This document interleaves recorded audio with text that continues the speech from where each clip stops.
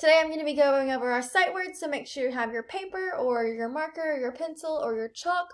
Whatever you're going to do to write these sight words, make sure you have it. So let's get started. The words this week are tell, well, who, and your. The first word is tell. Tell. T-E-L-L.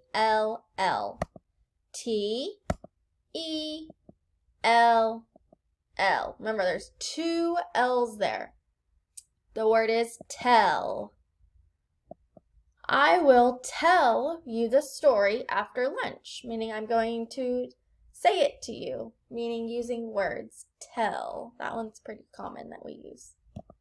The next word is well. Now, what did we notice about tell and well? They both go L. Yes. So these are rhyming words.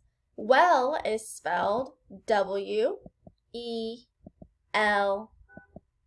There's two L's in well, just like in tell. Well. You are doing very well on your homework. Well is another word for something that is very good. The next word is who. It is spelled W-H-O. Who. This one, I think most of us will know what this means. Who wants cake? Or who is talking? We say that one very often in class. It's just another word for what person is doing something. The last word is your. Or. That you, we can't really tell that it's there, but it is. Y-O-U-R.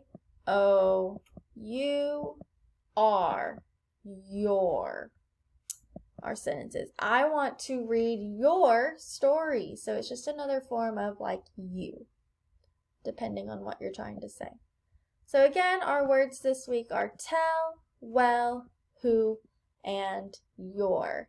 So practice these this week. Let me know if y'all do anything fun, and I'll see you guys later. Bye.